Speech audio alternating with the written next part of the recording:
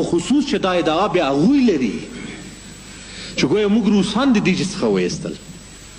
نو چې روسان یې د دې څخه ویستلي بیا نو پنجابیان خو باید موږ ته رانولي که نه. بیا تاسو اجازه ورکوئ چې وهابیان تاسو ته راسي دلته په دې هېواد کې کښېني.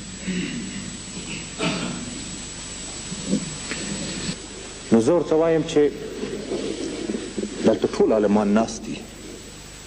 زه امیدوار یم چې د ما خبرې تصدیق کړي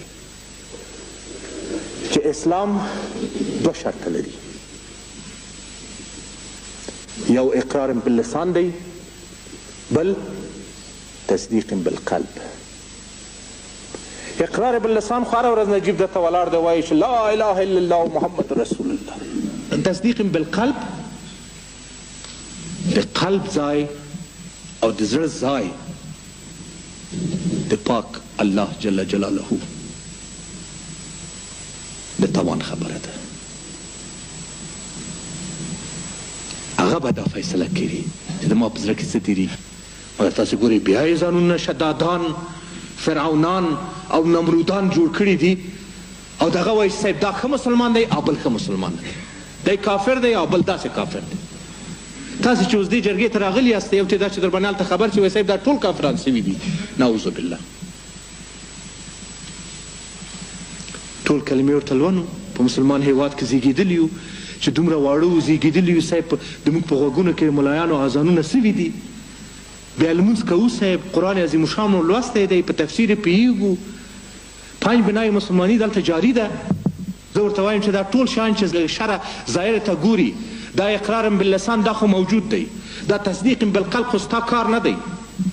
او بیا ته حضرت محمد صلی الله علیه و آله وسلم به په خپله په جهاد کې شرکت کولو، په جنگ احد کې د ده غاښ شهید سو، نو کافران به مسلمانان کول. موږ ورته یایو چې موږ مسلمانان یو، دوی چې نه تاسې کافران یاستئ، په زوره مسلمانانو نه کافران جوړوي. نو دا جهاد دی تروله.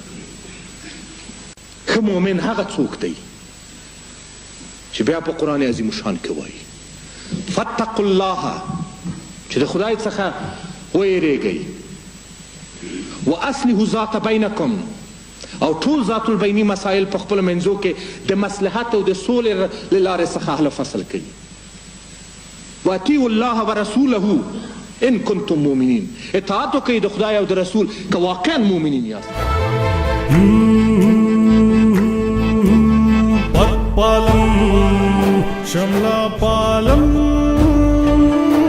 دانکونو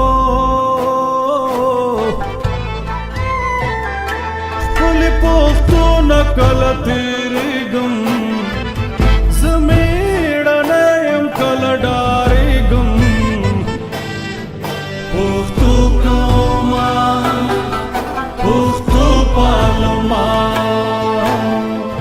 دنندگر دل مرانا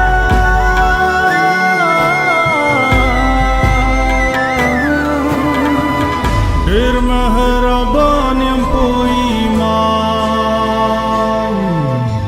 ټینګ په وعدو ښه مسلمان جرګو لس انقلاب هم یم باتور یادېږم نر یادېږم